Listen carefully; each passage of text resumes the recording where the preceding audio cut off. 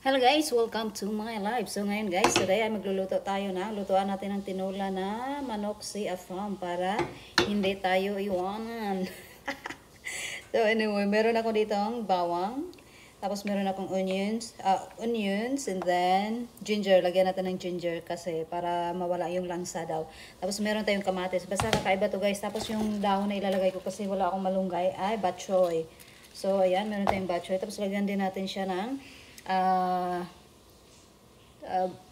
ano ba tayo? Sayote. Kakagaling lang namin sa gym guys. So naisipan ko na kasi medyo malamig din dito. Medyo malamig ang panahon ngayon guys. So naisipan ko na magluto ng Filipino food which is tinolang manok. So first time ko tong lulutuin sa kanya kasi mostly na kinakain namin dito guys ay American food. Kung hindi ako magluluto, laging nasa labas, laging parang ready-made na yung pagkain guys. So para maiba naman, sabi ko, para maging healthy naman yung pagkain, kailangan ko nang magluto. Paminsan-minsan bumibili kami ng yung mga ready na nalaglag pa. Like pizza, ganon. Or pasta. Pero pagdating sa pasta guys, yung asawa ko naman yung nagluluto. Kasi mas mas hanas. Marunong din naman ako magluto, no? Pero yung pang-Italian talaga na siya yung marunong kasi yan yung kinalakihan niya na kainin. Lalong-lalo na yung luto ng kanyang lutong bahay na gawa ng kanyang nanay, no? Bata pa siya. Pero ngayon guys, tinatry ko na hindi tinatry. Lagi ko siya in-encourage na kumain ng mga different types of vegetables. Lalong-lalo na yung mga vegetables na gaya nito kasi hindi niya ito nakakain. Alam nyo naman dito guys, ang buhay sa Amerika, ang mga pagkain ay laging processed food. Hindi naman lahat, no? Pero mostly, pag binili mo sa nakaprocess na yan. So, alagaan natin ang ating farm para hindi tayo ipagpalit. Hindi tayo pagpalit sa marunong, mas marunong sa atin.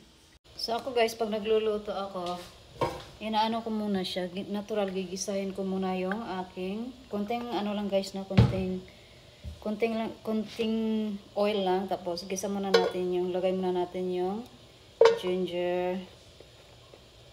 Tapos, para lumabas yung aroma ng ginger, pagsabay na natin yung ginger at saka onions, bawang, ganun.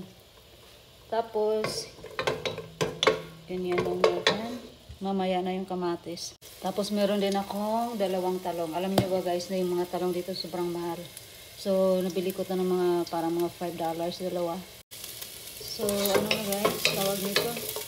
Ayan, lumabas na yung Tapos, ilalagay lang natin to. Ayan.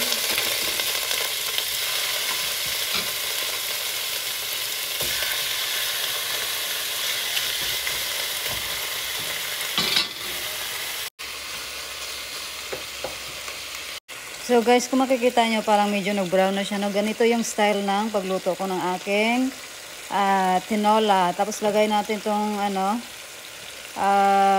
stick ng ng bok choy kasi medyo matigas to eh. So lang natin yan.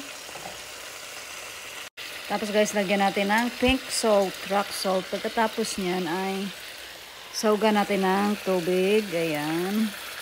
Tubigan lang natin. Damihan natin yung tubig hanggang sa lumampas yung tubig dyan. Ayan, dami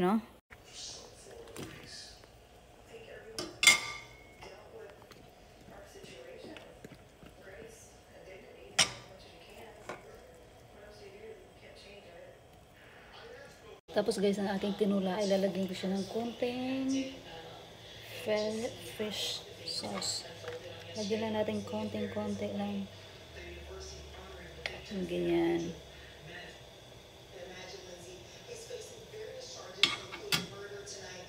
So guys, ito yung last natin na ilagay sa ating tinola.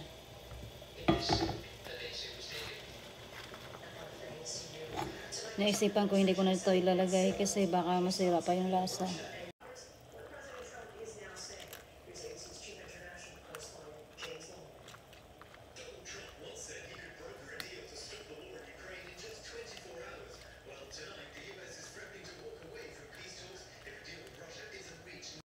Okay guys, ayan na ang ating tinola.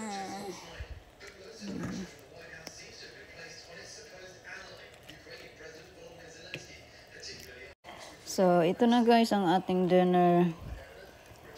So, ano siya, masustansya to kasi maraming gulay. Tapos, meron din tayong nilagay na, tawag nito, ayan, tanglad. Tapos, meron tayong sayote, di ba? Ayan lang for today.